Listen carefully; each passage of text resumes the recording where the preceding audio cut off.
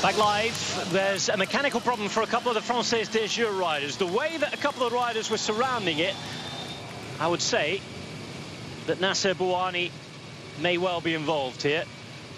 Fortunately, the camera didn't give us a good enough look. I think it is Nasser Bouhanni, though, who has punctured. We wait to hear news on race radio. So Bouhanni punctures. A couple of men to escort him back. It's probably better happening now than in 20 kilometres or so time. 44.4 kilometres to go, 3:49 the gap. Peloton quite happy with how it is at the moment. Bottle running time for the domestiques, and I think, Sean, today is when the domestiques are worth their weight in gold, aren't they? They keep you out of the wind, keep you out of the rain, keep you fed and watered all day long.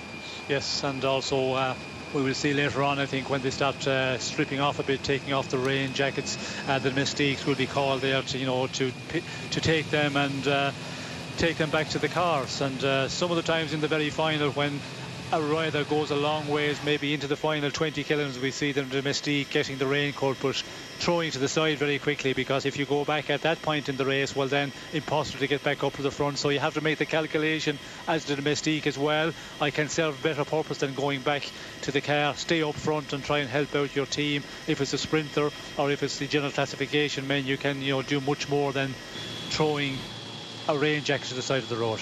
Of course, in English, we tend to use a lot of the French terms for cycling, given the fact that French has been historically the language of cycling. We say domestique. On the Giro d'Italia, of course, they say gregario. That's the Italian word for domestique. Helper, workhorse, however you want to term it. And there are plenty of them for Team Sky as well this year. Team Sky with Salvatore Puccio, who wore the pink jersey on his Giro d'Italia debut last year. We're trying to put in Ben Swift today. Anyway, we had a brief look at Sky yesterday. We were excellent in the second half of the team time trial. What have Sky come to do at this Giro d'Italia, Sean, looking down at their team?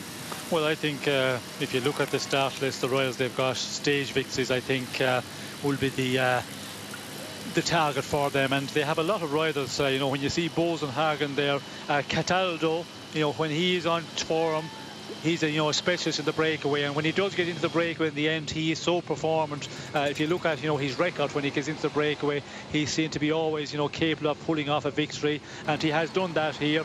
Then you see Philip Dignan, who was coming back from an injury, spoke to him this morning just as he went into the bus after this sign-on, and he's in good spirits and was happy with yesterday. He said, happy to get yesterday's over, because it's something that he doesn't like big time, the team time trial, and finished in a good position. And as the race go on, I would be expecting Philip Dignan to improve here, because he's had a good rest, breaking the collarbone, and he should be very performant in the final week, the final 10 days of this race. Philip Dignan 35 seconds down on the general classification after stage one. We saw Salvatore Puccio there. Now, Sean, before the big action starts, cast your mind back to your own career. Who was your best and most loyal domestique? Well, I think I had quite a few during my time. The best one probably was... you look at the riders who are the domestiques, and I suppose you have some who do the sprint for you. They are the ones who lead out the sprint, and in my time you might have one rider, lucky if you had two riders capable of doing that in the team, and then you would have the riders who would be with you in the mountain stages. And I had a bit of both, I suppose. I was that type of rider. I could do the sprints, but I could also do the general classification in the race. So I had two different type of domestiques, but I think Carry 2 was a very good domestique, Acacio de Silva, because I won the Tour of Spain with those guys, and I think you're with them longer in the day, because you're climbing up and down 2 or 3 climbs in the day, so you remember those guys more. But there was also some of the guys like Frédéric Fichot for the sprints. I had a French guy, Poissonnier, who was also a great domestique. I had a guy, Ronnie Huguenard. So I had a lot of domestiques during my career, and of course I went on 18 years professionally. It was a long one. A long and very appreciated career. Sean's been an absolute star here on the streets of Belfast. We can't walk 5 metres without being stopped for an autograph. It's absolutely brilliant to see the recognition of the history and, of course, the pedigree of Irish cycling. And Ireland has given a lot to cycling, of course, over the last 30, 40 or even 50 years. Yes, well, I think we're lucky as Irish riders, and all the Irish riders who are professional, and especially, you know, the ones like Roach, myself, or maybe, you know, won Grand Tours and won Classics, World Championships. There's not many Irish riders. It's not like being a Belgium where there's hundreds of riders. So, you know, you're much better known, you have much more supporters, and it goes on. And when you look at here, the support that I have been getting and the recognition I've been getting around the streets in Belfast, it's amazing considering my career has finished 30 years ago. Of course, you think back to the days of Mr. Elliott as well. First Irish stage winner on the Giro d'Italia all that time ago. Very much well remembered too. 40.7 kilometres to go. 3 minutes and 34 seconds. Irish cycling still doing very, very well as well. In front of the race here. Lots to cheer on the race. And how's the team going as well, Sean? Another Irish cycling moment. Yes, well, the team is starting to go well the last number of weeks. We had a difficult start to the season. The riders weren't performing as well, but sometimes that is the case. You can do everything exactly as the previous year. You do your training camp in December, January. The riders look like on training camp that they perform as well as previous years, but when you go into the race, for some reason, you know, they weren't as performant this year. But it's coming together the last couple of weeks. They are performing well, and there's a lot of races and there's a lot of the season left. Riders going through Larm in Antrim, site of the Carnfunnock Country Park. No time for sightseeing here though. 3 minutes and 32 the gap. First sight of Nicholas Roach's Tinkoff Saxo. They seem in good spirits today. Time for some bottle running. Of course, as Sean mentioned as well, we're going to see those capes being taken back to the car, and there it is. Each and every rider that is charged with that job is doing there. The man who's about to do it for Tinkoff Saxo is Ivan Rovny. Look at this. So much pink on the sides of the road. Flags from just about everywhere. We heard accents and languages from everywhere this morning as well. Belfast, the multicultural centre of the race, where everybody's come to see it start and finish, but it's great to see people coming to the bottom of the gardens, the end of their streets, to wave on heroes that they've only previously seen on the telly. Someone who's just got himself on the telly there. I'd do well to stay up on that, won't he? Yes, I hope he doesn't fall out on the road. Good luck to him. Count the jackets, a few pairs of gloves in there as well. And one thing we must remind you as well, when these riders cross the line, Sean, if they want to avoid any fines, their numbers must be showing.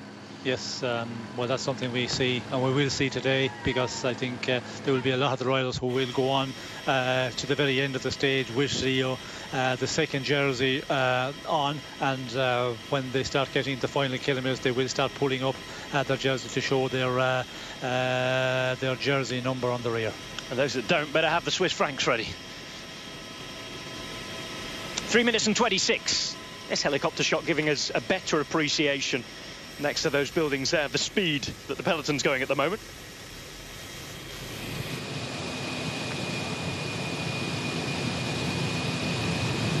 Different road services. Of course, on the route you cycled yesterday, was any problems with the road service? Pardon me, last week when you had a look at this, was it all good roads into the finish? Yes, it's pretty good roads for Irish standards. Good roads, because we have some parts of Ireland where the road can be, you know, a very poor surface, and I mean poor surface for biking, a very, very coarse surface. Here, it is quite good, quite fast, good rolling roads, and compared to some places, you know, when you go down south, I think the surfaces are much heavier. Now, problems, mechanical problems for one of the Columbia riders. It looks as though, I'm not sure whether he's been down there or not.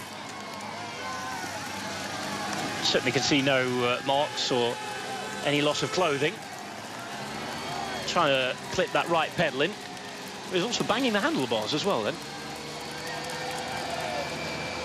Yes, it looks like that. Yes, here we go. You can see that he's been on the ground. There we go. He was straight. He was straightening his brake lever, so he definitely bit the dust. Showing a bit of skin where I'm sure he'd rather not do. 3 minutes and 20. Jones starting to ride that little bit more seriously on the front now. Got a couple of Tinkoff Saxo riders who've removed their raincoats too.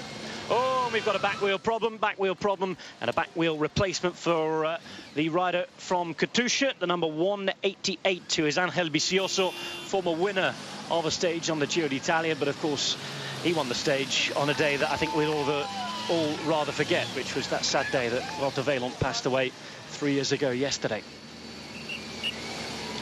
Be a nice day if Tyler Farrar could win the stage today. I'm sure he'll be motivated to do that. Remember his good friend. In the meantime, this is the front of the race. 36.8 kilometers remaining. 3 minutes and 19 is the lead for Cialinghi, Aume, Romero and Fedi. Just the one Italian rider in there, the Colombian, the Dutchman, and of course the Belgian as well. The Belgian being the man in red on the left-hand side, Sander Aume. Riding for the Belgian team, Lotto Belisol. At the back in the fluorescent yellow, you have the Italian Andrea Fedi. In the green and black, Dutch rider, the most experienced of the lot out there, the only man over 30, Martin Cialinghi. And on the left-hand side, in the black, with the Colombian colours on his back, the Team Colombia rider, the rider Romero. Jeffrey Romero still fighting with that brake lever, is the Colombia rider behind. Again, I think if it were to be Fabio Duarte, we'd see a few of the domestiques come back. Front wheel change this time for one of the Tinkoff Saxo riders, so all sorts happening in terms of punctures and mechanicals at the moment. Let's hope it all calms down as we get into the finale, because I think it is going to be busy enough, nervous enough and dangerous enough as it is. 35 k's to go. No real reason to feel now that it won't be a sprint en masse involving Marcel Kittel, is there? No, I don't think there's any panic concern at the moment, but still the guys out front are 4 leaders. They are, you know, putting up a great battle here. I thought, you know, they would start to really weaken as we go on into the final 40 kilometers of this race, 45 kilometers of the race, but they're working quite well here, and I think the peloton and they're finding a little bit more of a challenge to close this one down, but you know, we can see under 3 minutes at the moment, still with 35 plus kilometers to go. Well, Martin Cialinghi's still out there in front. He would like to take another 3 points in the final climb of the day, the final 4th category climb in the day at Knocknageela. That comes with 23.6 kilometers to go. So just over 10 kilometers before we get there. Cialinghi, the man at the front, representing the Netherlands. Of course, he took the 3 points for going over the first climb of the day at Cushendol Road. 2 points went to Jeffrey Romero, another man who could potentially claim the blue jersey at the end of the day. And Andrea Fedi took 1.2. So Cialinghi and Romero are the men we expect to really fight it out here on this final climb. And as we saw the first one contested, we certainly expect the same at the second climb of the day, Sean. Yes, I think we will see it contested hotly here, because you know, when you look at the way they went for the first one, it will continue here. And of course, you know, the guys who are up there already, who've got some points, they will be trying to capitalise on that and build on it. And there's a jersey at the end of the day, and that's so important for the rider and for the team. Well, a team like Belkin as well, World Tour team who hasn't come with its full A team, let's say, and when they're really throwing everything at a Grand Tour. Wilco Kelderman's going to be a young man given the chance to lead the team. They've got quite a few riders for the intermediate stages and the flat as well. No real big sprinter, of course. Jetse Bol is a fast man, but not sure he can quite mix it with the big boys. Cialinghi grabbing a jersey here would be something from the race nice and early on for the sponsors. Yes, well, it would be always a bonus, and if you can take a jersey, maybe hold on to it for a number of days. It's always, you know, great publicity, because we will see them on the podium at the end here, and it just secures a bit of exposure for the team. And as we talked about earlier, when you get something out of the race in the earlier part, well then, you know, it takes the pressure off a bit, and that's always good for the riders, because sometimes we see the team, they perform a bit better when the director is not as nervous at the start of each stage. They want to be treated a little nicer instead of being shouted at every day. This is where we are on our way in to Belfast. 185 kilometres ridden. Giant on Orica Green Edge, still the same men at the front. First glimpse of one of the Garmin jerseys today. As you could understand, I'm sure, they've been very, very well hidden after that awful day yesterday.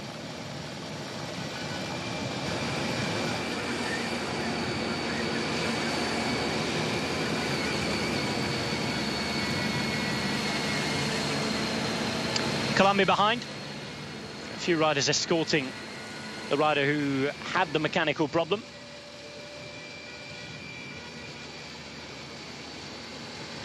And all the domestics who have been doing that jacket and bottle and food running, making sure they're out the way and having done the job. There's Ramon Carretero, only representative of Panama in this race.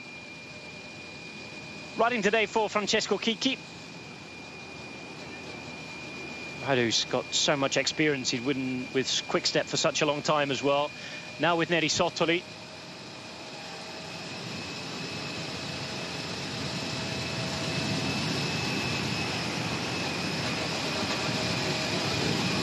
First Giro d'Italia, and only his second year as a professional.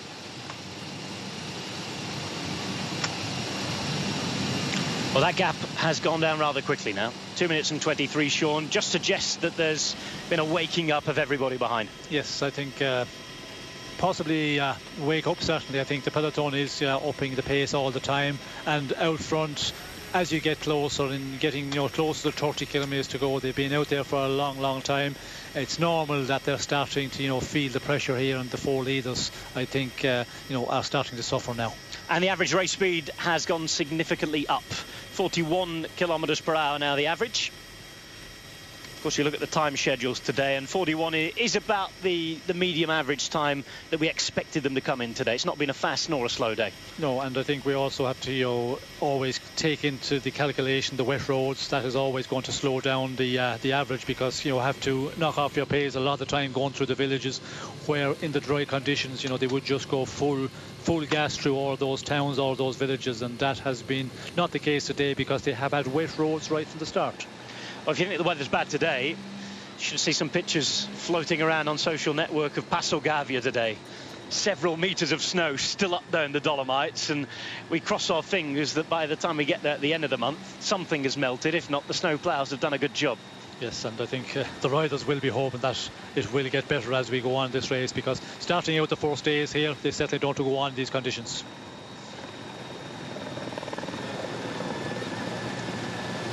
Fumiyuki Beppu, Japanese rider for Trek Factory Racing. The Japanese champion is here as well. We saw him yesterday. Today we saw him in his Road National Champions jersey. Yukiya Arashiro, one of the stars of the moment. He's been riding exceptionally well in the Ardennes Classics. And to watch going into this Giro d'Italia game for those intermediate medium stages. He knows how to finish. Evgeny Petrov was the man in front. This is one of the riders from Bardiani Valvole. Again, doing that job that we talked about, running all of the clothes back to the car.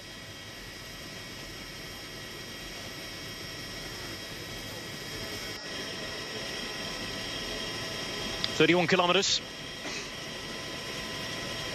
And the composition of the peloton on that aerial shot just starting to change. You're seeing blocks of riders starting to form, Sean, in their different colours. Yes, and we can also see the riders now, because they've taken out the raincoats, taken off the raincoats, so we can see the jerseys of each block of riders, and they are forming the 3, 4, 5 riders together, and we will see more and more of that. And it's the general classification men, they will be looked after by a number of riders. Also for the sprint here, we will see that working, where they will be taking their sprinter and keep them in a good position as we get closer to the finish. This is the finish live as we look at it. As we said, wet roads, and those sponsors advertisements are pretty wet when you come across the line as well. Yes, let's hope that it's all safe. Yes, and we've seen in the past in Giro where there have been some big spills because of the advertisement here.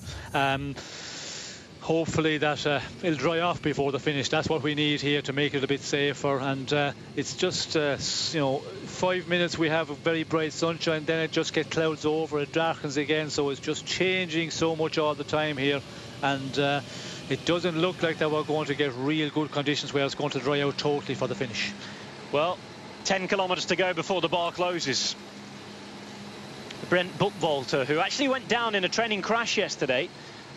Thankfully, he was okay to start the team time trial and race very, very well in the end. He went down in the morning during the time that all the teams were allowed to have a look. There's Dario Cataldo at the back for Sky as well, number 191. Interesting that Movistar now come right to the front here, Sean, as well. They want to look after Nairo Quintana, but you'd expect Fran Ventoso to get a free card to have a go at this one today. Yes, well, it's going to be an interesting one today. Who is going to, you know, be really up there? But yeah, we can see the advantages, you know, coming down quickly now. It was hanging out there quite well for a long time, but coming to 2 minutes now, it's still with 29.4 kilometers to go. The pace is being upped all the time, and it's amazing the peloton, the way they can close down the guys in the end. They hold on quite well, and then at a moment it just seems to melt down so quickly, and that is the case at the moment for the breakaway. This advantage is coming down very rapidly. Work to be done for Katusha.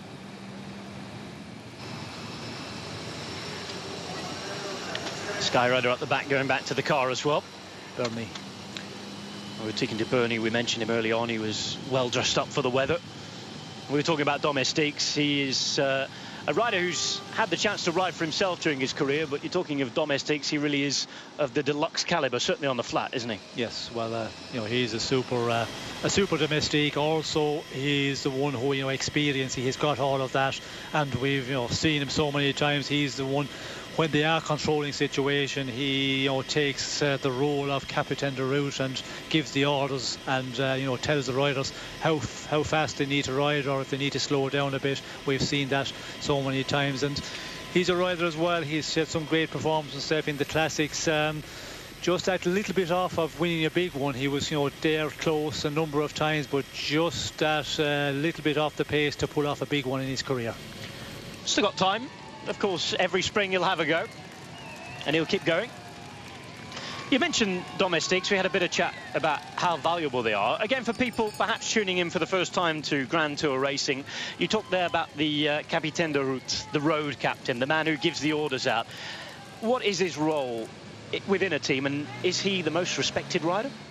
Well, he is a very respected rider because, first of all, he's a good domestique. Then he's got the experience, and, you know, when you get into a situation, maybe a race, for example, where you haven't got the earpieces, that's where they're so important. Now, in this race, they all have earpieces, so the directors... We're talking about races off the World Tour, for those of you, again, tuning in for the first time. The Europe Tour races, the Asia Tour races. Here on the Grand Tour, we have radios. Yes, and...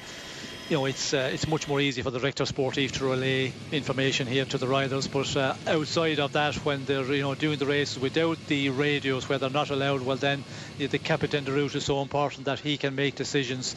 And also, I think the captain de route with the director sportif, you know, he's always in contact, and he also has an input as well, you know, how much we should ride. I think, you know, they have a lot of communication between them, and, you know, how to control a break, how much you can lead them to take, and at what point you want to start riding a bit faster. That's all done, I think, with the captain de route and director sportif. And again, I think if you're not in the team setup, within the team itself, and used to how it's working, it's hard to pick who's the best, because you don't really know exactly who's doing the job all the time. Certainly from looking up from outside. Yes, well, if you haven't got if you've got a team where you haven't got a captain de route, that is always a bit more difficult. But again, you know, depending on what race you're in, if you're in the race where you haven't got earpieces, well, that is a difficult one. And we have seen in the past, most of those riders that started out their career with earpieces from the moment they were junior, and the UCI have changed that rule now, where they've taken out of juniors and they've taken out of some of the lower categorized races. But in the big races,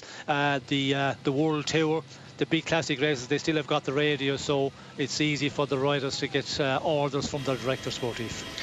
And again, of course, the reason that they have been kept, the main reason, the official reason, is safety. Now we have a problem, and that is for Borut Bozic, a late call-up to the Giro d'Italia. He's been called in for a couple of those riders who didn't have, of course, it is Enrico Gasparotto, pardon me, I thought it was a 6 and not a 5. Borut Bozic riding with 6. Enrico Gasparotto there is the man who's had a back wheel change. But again, continue the point about Borut Bozic, the Slovenian rider who's ridden all the way through the classics. Came back in. There's Gasparotto, by the way, signalling back to his car that he needed the change. But again, we touched briefly yesterday on those who were denied a visa.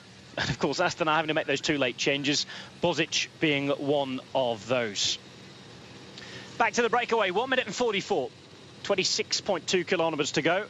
And we're approaching the final categorised climb of the day, the second and final climb of the day. Comes within 2.5 kilometres. Road goes up to just 78 metres above sea level, 4th category climb. And we await those final dishing out of points and, of course, the blue jersey for the first time.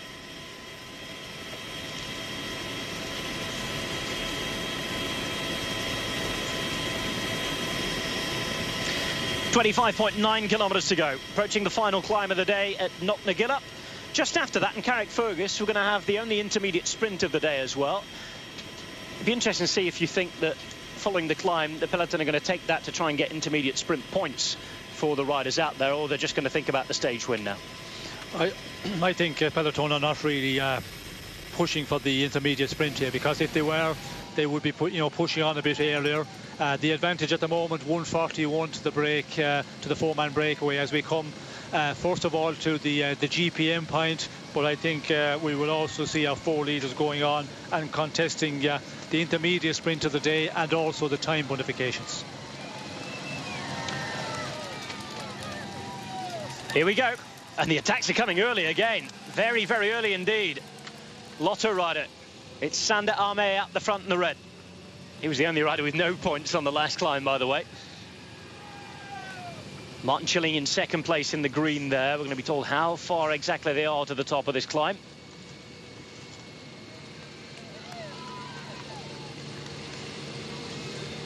Armé looks behind. 1.5 minutes is the gap. It's going down almost by the pedal stroke here.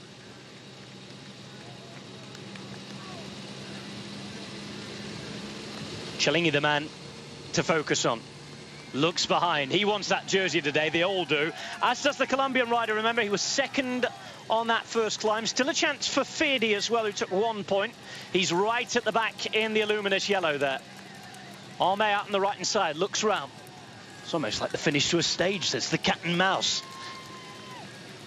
Not a huge gradient here. It's basically just an uphill drag just to give points out and get somebody in the jersey for the sponsors. Yes, it's just a very, very gradual drag. We had this actually in the Sportive event last Sunday, so those guys will have no problem here. The peloton will not even feel it, but it is a bit of a cat and mouse here. They're all waiting, and Chillingy, I think he's going to be the strongest one. I think in a sprint, which is not really anything to bother those guys, the gradient, and Chillingy should be able to take it. Fedi on the right hand side. The man boxed in at the minute is the rider from Colombia. Sander Armé in the meantime looks to pedal on through. He was out of it at the last one. Here we go, the pace picks up as we get close to the top here at Knocknagill. It's Martin Chillingy that goes across the road, darting away in its green for the Belkin team. You can see the gate right at the top there. Fedi is chasing him. Colombian rider Romero is out of it, and it will be Chillingy, whatever happens here, who will take the blue jersey. In the end, he'll take maximum points, so 6 for him today. A very good day for Belkin so far, and they will take the first blue jersey of this Giro d'Italia. Impressive. Chillingy, I think we could see that in the earlier sprint as well. He seemed to be the strongest one. Again, taking it up from the front here. Nobody really able to contest against him at all, winning with what, 3-4 bike lengths. There he goes, Chillingy off in the green. Chasing him was Andrea Fedi, young 23-year-old rider. No contest really. Fedi taking 2 points, so he has 3. Romero behind on 2. Chillingy taking the maximum points, 6, winning both climbs today. This is how it stands then. Second King of the Mountains taken by Chillingy. Those 3 points we talked about. Fedi in second, and Sander Armé for Lotto Belisol with 1 point in third place. The group, the peloton, are chasing, and that gap is going very, very quickly now. 1 minute and 13 seconds. Is there a danger here behind after there's a pat on the back for everybody that there's a sense of a job done for the breakaway and things come back together very quickly? Well, I think we did see they were playing cat and mouse on the climb for quite a while, so the advantage has come down a lot. But they will probably get organised here again, start working and try and go all the way to the intermediate sprint before they're pulled back by the peloton.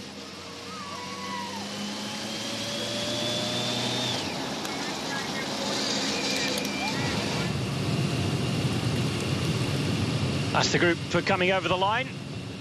Movistar riding hard. 1 minute and 10 seconds. Inside 23 kilometres. One reason to keep this going for the breakaway is the intermediate sprint at Carrickfergus. Maglia Azzurra, blue jersey, the first one will go to Martin Cialinghi, as you can see from that graphic. Andrea Fedi coming second for Neri Sottoli, so a chance for him perhaps to get in a break again in the next few days to get some more points on the board. But Belkin have taken something for the first time from this Giro d'Italia, and they will be very, very happy as a team. Didn't particularly shine yesterday in the team time trial. Not the worst time either. They were 1 minute and 1 second behind the time of Orica Greenedge. It's a little further back in the peloton. Megaformer Quick Steps, Wout Poels in 1:47.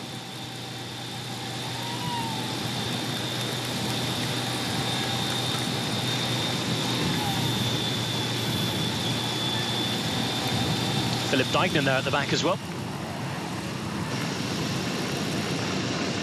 So as we suggested,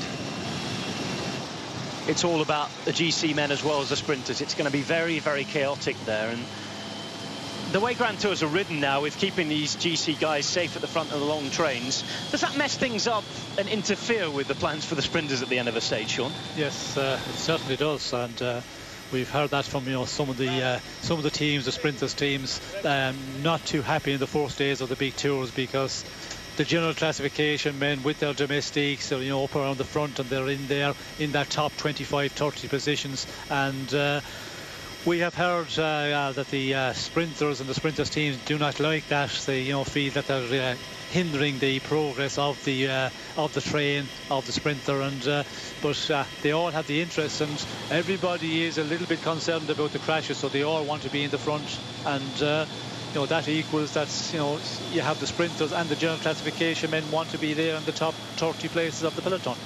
Again, I think both points of view are particularly understandable, depending on what your objectives are. But of course, that's racing, isn't it? Well, that is racing, and it's perfectly normal that you have the general classification men want to stay out of danger, because if you go that place 50 plus places back and there is a crash and there's a split in the final kilometres, you can take 15, 20, 30 seconds very quickly, and that's a big loss in the earlier part of the first days of a race. And that is where they're always concerned in the first number of days. The general classification men are always concerned that they get caught up in the crashes, behind crashes, and they lose time to the other big favourites. Martin Cialinghi there in the green, second place. Tomorrow will be dressed in blue as the king of the mountains after stage 2 of the Giro d'Italia.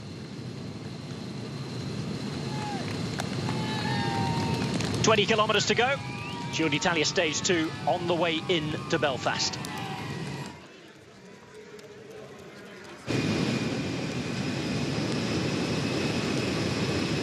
One minute and 17, the gap going up very slightly again. I'm not sure it's going to go up too much more.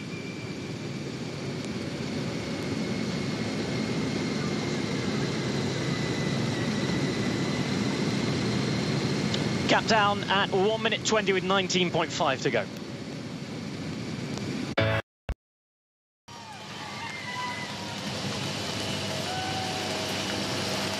You're watching Giro d'Italia stage 2 here on Eurosport. Intermediate sprint is coming up. Andrea Fedi desperately wants something from this race, as does Sander Armé, into the final 50 metres. And Andrea Fedi will take the points for the Maglia Rossa, the red jersey. But of course, points available on the line here for the finish as well. But he's on his way. 21 stages of this Giro d'Italia, not to forget. And at some point, Neri Sottoli will be attempting to try and wear one of those jerseys on the podium. Sander Armé for Lotto. Again, we mentioned quite briefly their team makeup with Maxime Montfort looking to get what they can from this Giro. There's evidence of the fact that it isn't raining, thankfully, at the finish. here on the roads. It certainly is. 16.6 k's to go. 1 minute and 20 the gap. Oh, and we've had a mechanical problem. Mechanical problem for the rider from Neri Sartoli. Oh, and it's Francesco Chicchi. How important is that, Sean, at this stage with 16.5 k's to go? The team's main sprinter is going to be a bit of an effort to try and get back on tired legs. Yes, it is going to be a big effort to get back on, and with this, with the conditions as well, it's not easy as you get in the cars. You cannot ride as close to the cars as you would in the dry conditions, and then you have to get up through the peloton, of course. And you know, almost 200 riders here. I think this is going to wipe any chances that Chicchi was going to, you know, do something this stage. I don't think he will recover from this one. Francesco Chicchi, the sprinter in Neri Sartoli, heading through Carrickfergus. 12th century Norman castle there.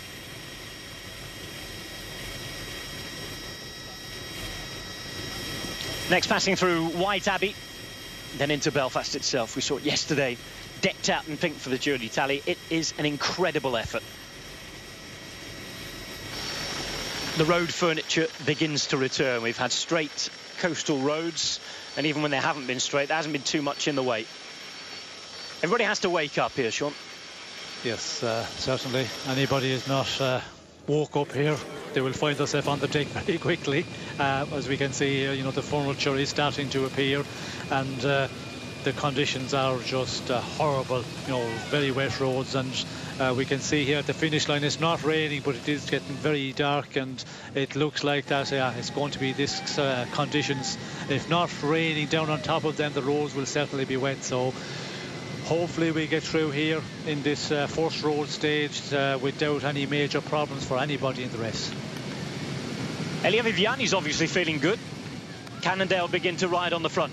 Ajay Dessert on the right hand side as well. David Apolonio started to come back to form after a couple of years not really being in the mix at all. Could he be a man to watch? Former Sky sprinter. Yes, I think he is a one that he is going to try here, and in the earlier part of the race, you know, everybody is probably feeling quite good. All the sprinters are fresh here, so if you're a sprinter you have to try, and of course your director sportif is going to put a number of riders about you. And when you look at AG2 or Le Mondial, you know, they haven't got a real big guy for the overall classification. Pozzovivo, he will be there, so they can sacrifice a number of men, I think, here to try and get Apipono into the final and try and get him to contest the sprint. We mentioned him yesterday. How important could Patrick Gretsch be? We saw him riding at the front for Ajay Dessert there. He's been part of that great high road lead-out train. He's been part of the Argos Shimano success over the last few years. And here he is riding for Apollonia, who's already won this season. Emanuele Sella, in the meantime, going back to talk to the car.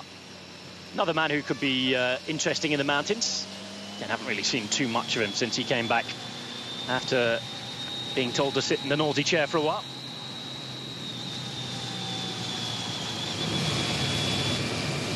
Clean the glasses, get ready. There's Patrick Gretsch on the right-hand side, by the way, in the white and brown jersey, the German rider. And just to finish that point, he could be a very important man for Apollonia.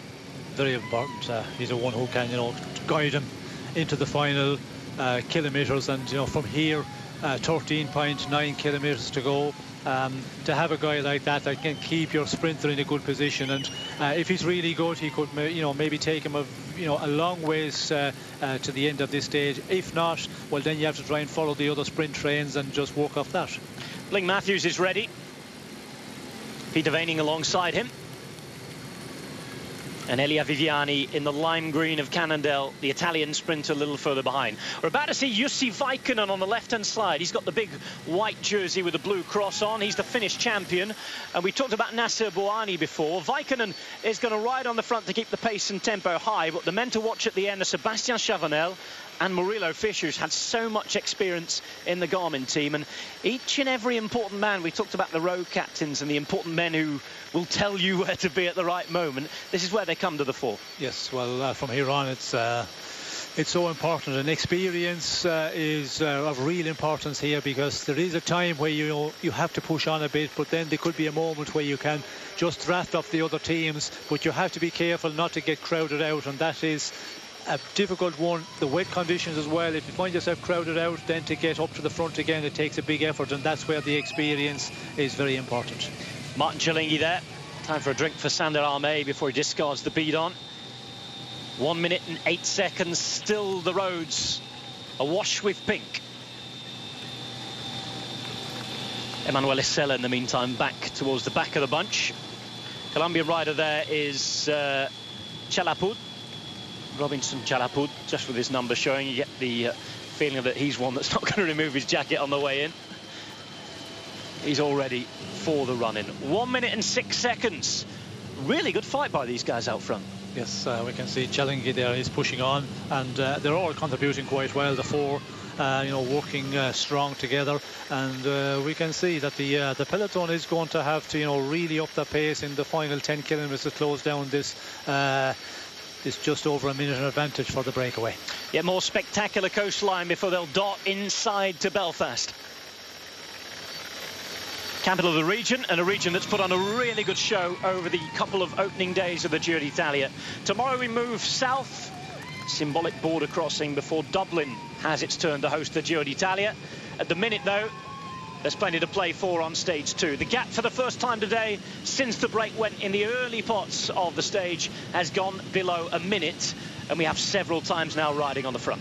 Yes, we can see here Cannondale starting to take control of the front of the group, and it's probably the conditions are forcing teams to go to the front that bit earlier just to stay out of danger. And normally, you could sit back a bit and just follow the pace being made by the team of the race leader. But we can see Cannondale are just taking it up, and I reckon we could see Basso there is very close to the front as well.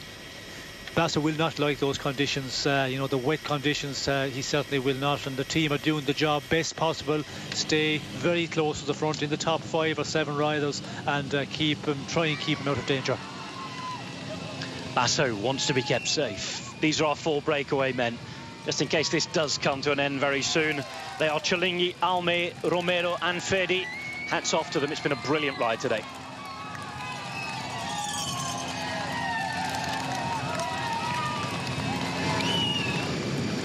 Orica Green Edge have controlled today's stage particularly well. 55 seconds now. They've had the Maglia Rosa. They've been riding for 5 hours in a minute, as you can see, and there are 10.5 kilometres to go on stage 2 of this Giro d'Italia. 97th edition of the race. 2014, we start in Ireland. We start in Belfast. We're about to have our first sprint finish. Sean Kelly with 10 Ks to go. Breaks still to be caught, but you don't really think there'll be too much of a problem, do you? No, I don't think they will have a problem in catching this. It's still over 10 kilometres to go, and the bunch, just can't close down that minute so quickly. It's not going to be a problem to catch the breakaway. The problem will be everybody is so nervous here. You can see it's just building on the front of the main peloton, and the street form is just starting to appear as well. And from experience, when you're in there in the group, you feel the butterflies a bit in your stomach here when you get to this point, because of the road conditions, the wet conditions. Everybody is starting to get nervous here, and we can see so much movement on the front of the peloton. Well, the break went through the 10 kilometres to go banner, still with their gap intact, just under a minute at the moment. Cannondale riding wonderfully for Elia Viviani. And if they're committing so many men and so much manpower, he's got to be feeling good and confident that he can beat Kittel here. Well, it's probably they're playing 2 cards really. They're preparing the sprint for their sprinters within the Cannondale team, but also to keep even Basso out of difficulty. And I think that's a big part of what they're doing at the moment. We can see they're right in the front with Basso in tow. 46 seconds. Cannondale turn is also conversely helping to give Giant a ride to the finish, and they can take over when they please then, can't they? Well, it's playing into the hands of Giant. They are still just following the pace being set by Cannondale, and when you have a situation like that, a team really pushing on, and that's something the team of the sprinters like Giant, Shimano, they will know. They'll be making the calculation. Still just 9 kilometres to go, just under it. They will be saying, well, 45 seconds, we can close that down, it's not a problem. There's no need to panic, and just save their men for the very final kilometres. Jeffrey Romero has been dropped. The break is but 38 seconds.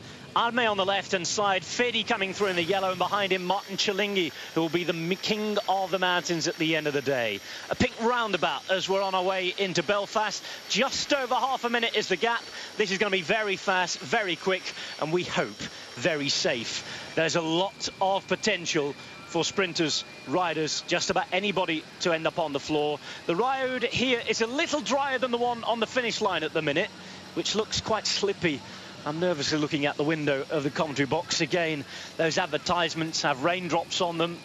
They're about 25 metres of the line to go before they start, so most of the sprinting will be done, and certainly well in full flow by that point. Just hope that everybody stays upright. Here we go with Cialinghi giving an attack. He's obviously feeling really strong today.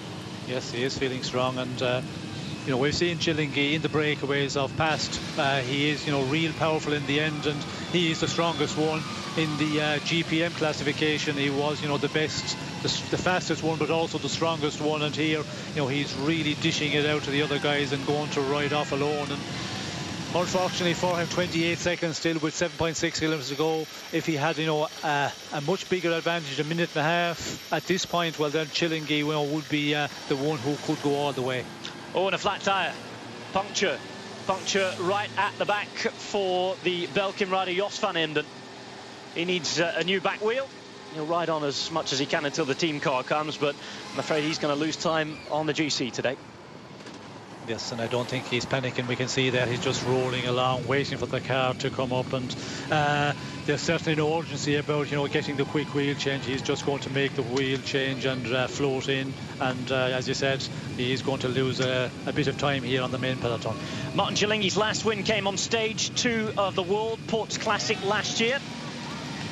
He's also won stage the Tour of Qinghai Lake, Tour of Belgium as well, and the Tour du Faso all the way back in 2001, his first pro win, but he's never won a stage on a Grand Tour. A couple of top 10s.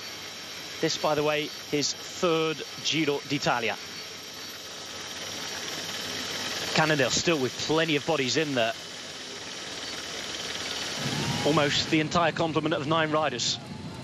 Cialinghi, 31 seconds, as you can see behind. I think the other 2 who are in the break are ready to be swallowed up.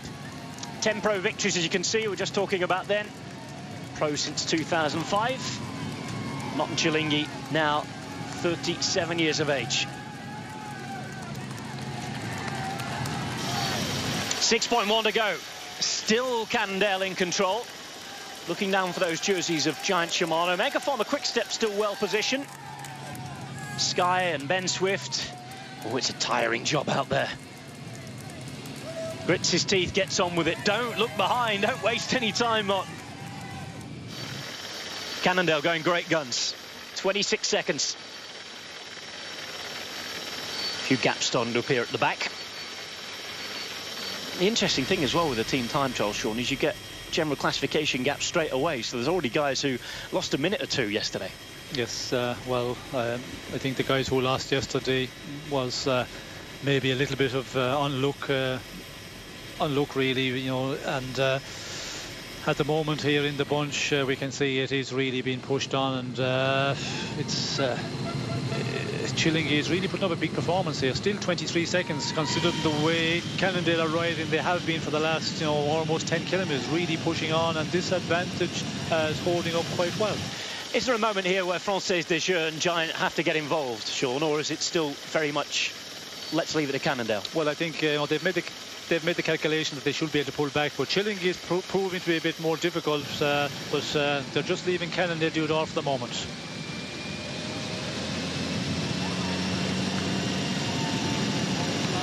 Giant now coming up on the left-hand side as we looked at it then. They've got the white jerseys on the right-hand side. You can see the Dutch team. If you look on the left-hand side of this train of riders, you see the blue of Française des Jeux. They're riding for Nasser Bouhanni. The green of Cannondale, the Italian team with the American sponsor, riding for Elia Viviani. This is Martin Cialinghi riding for himself and riding fantastically today. He's not going to do it in the end. His gap is being eaten up, but it has been a wonderful performance. Over 200 kilometers ridden out there in the breakaway. Brilliant. Absolutely brilliant for him, and he's going to end the day on the podium whatever happens. He will be the king of the mountains on this Giro d'Italia. Now then, other teams starting to get involved. Giant hit the front. Quite a few of their jerseys still yet to be shown. Maybe some riders picking up fines at the end of the day unless they roll up to see those numbers. Cannondale with their green machine train at the front, still riding for both Basso and Viviani. Sky getting involved as well. Of course, with the Grand Tour wins in France with Brad Wiggins and Chris Froome, they're used to riding on the front as a train. And riders being distanced, those who aren't involved for the sprint, being thrown out the back. Not too many glimpses of any Garmin jerseys, as you'd expect after yesterday, but you'd certainly hope for Garmin and for Tyler Farrar that he's in there to surf the wheels and be ready. Who else should we single out? Kittel, the big favourite here. Bouhanni is the rider for Française des Jeux, the Frenchman, riding in the green, about to catch the breakaway man, Martin Cialinghi, or Cannondale for Elia Viviani. We've seen Pataki, Matthews, Swift, Nizzolo, Van Poppel, De Haas, Ferrari, Farrar. The break is over, and that is a very, very good ride from Martin Cialinghi. Problems, very big problems for Carlos Quintero of Colombia. Just outside 3 kilometers to go. And the sprint is going to be used, and used up well. Trek Factory Racing, we talked about Nizzolo, we talked about Boy Van Poppel. They have options. They've come here to try and get a good result with Julian Arredondo, but today they are riding for a sprint, and they have their train right on the front. Still, though, all playing into the hands of Giant Shimano, who are behind, not doing too much work, and they have Marcel Kittel sitting and waiting. Yes, they have him sitting and waiting, but for a team like Trek Factory Racing, you know, it's a good thing to do, to get on the front here. 2.7 kilometers to go. You know, the conditions are pushing, I think, teams to take it up a bit earlier. The wet roads, stay out of danger, as we can see. It's Trek who are still in control, as we see Sky starting to appear, and a lot of other teams getting into the mix. Bernie Eisel looking behind, talking to Ben Swift, trying to get him into the right position for the grand finale here. 2.4 kilometers to go. Simon Geschke hits the front for Giant Shimano. Marcel Kittel is brilliantly positioned at the minute. Cannondale, wait, wait, and wait. Through the streets of Belfast. 2.2 Ks to go. Peloton really spaced out. Not seeing too many jerseys from Française des Jeux here. Couple of blue jerseys to the left, a couple to the right. Don't look very organised, Sean. No, not organised, and we can see here it's difficult to get organised. We've seen quite a lot of, you know, islands in the middle of the road there. Again, another one here, so difficult for a team to get to the front here, and Trek is the one who was, you know, taking control. But we can see Giant Shimano seem to have a number of riders, but they seem to be looking around for Kittel. He's not exactly in the wheel of his 3 teammates at the moment. Astana as well, trying to get their DC men protected. Only 2 or 3 jerseys up towards the front. BMC with Ivan Santaromita, and here come Française des Jeux. Here comes Nasser Bouhanni, and finally they are well placed. Orica Green Edge back to the front as well. Everybody fighting for position. 1.4 kilometers to go. Giant on the right hand side. Marcel Kittel is there this time. He's on about, well, 10th wheel as we look at it from the air at the moment. Trek and their black jerseys once more getting caught up into the confusion. Giant hit the front then with 1.2 kilometers to go. 3rd wheel, we can see Marcel Kittel, and at the moment, Sean, favourites to do their thing. Yes, and as we can see, just coming to the final kilometre in a really good position. 1 kilometre to go at the moment. Kittel in a real good position with 2 teammates, and we can see a 3rd teammate appearing there, and this is where they have to keep control of the front end of the peloton. 800 metres to go becomes 700 very quickly. Orica Green Edge hitting the front. Giant, talking of keeping control, they've lost control. Française des Jeux up here as well. There's Edvald Boasson Hagen all on his own, the former Norwegian champion for Sky. Swift just behind him, and anybody who's nowhere near the front here is going to be in trouble. The big left-hand corner coming. 400 metres to go. Just hope, let's hope that everybody stays upright. Big moment here. Left hand, and then it's a final 350 metres sprint into the corner. Pace slows right down, and here they got to go. Orica Green Edge on the left-hand side, hoping to lead out Michael Matthews. Tyler Farrar is there, in with it, but it's Kittel who's about to be left to go on the right-hand side. Trek Factory Racing as well, we need Zolo on the right.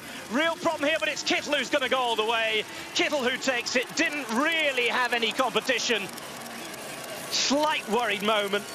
but nobody able to get behind him. And of course, Giant, after losing control slightly, very, very happy that their man finished the job, Sean. Yes, and finished very well. We could see Kittel there not really pushed at all. Bohani finishing second. Yes, Giant Shimano looked like they were starting to lose there, but Kittel, the experience as well, kept himself in a good position and by far the strongest in the end. Well, Giacomo Nizzolo there, who was sprinting with him on the left-hand side. Kittel happy as he takes that first stage win of the Giro d'Italia for him. And Marcel Kittel is the winner of stage 2 of the Giro d'Italia. Congratulated by Michael Bling Matthews there. He'll still be happy after yesterday. Unable to really compete on the day, though. Thankfully, we had no crashes, which is what we didn't really want at all, Sean. Yes, and I was really scared the final corner, the way they were coming in. A lot of teams trying to, battle and pushing for the position to lead into the final corner, but all got through safely. Kittel from Bohani with Nizzolo in third place. Elia Viviani, who felt so strong in fourth. Good result from Ferrari, who didn't really have any help. Belletti up there, as was Swift, Matthews, Apollonia and Farah. A roll call of the big sprinters here. Good to see them involved in the finale, and when they took that final corner, great to see them all still. This was the danger moment. Yes, it was a danger moment, and we could see that they just knocked off the pace a little bit, because I think everybody was concerned about that final corner, and thank God that everybody got through safely. Well, thank heavens they did. Sprinting in, the overall look. Kittel hit the front there with about 150 metres to go. Perfectly timed, wasn't it? Yes, timing very well, and when he just decided to go for a sprint, you could see the way he just went past the rider and just pulled away from everybody else. And again, on the head-on shot, you see the big frame of him and riders spread all over the road. Not always easy to judge exactly when he's made his move. From the overhead shot, we saw that it was really, really well timed by Marcel Kittel. Nizzolo on the right and the black, the Italian. Just behind Kittel in the white and black, the German, is the French rider, the former French champion, Nasser Bouhanni, who finished second. He shakes his head, but I think it was a decent result for him as well. Points on the board for the points jersey. Marcel Kittel, though, getting a big reward on the day. He is the man who takes stage 2 of this Giro d'Italia and reminds us which team did the work.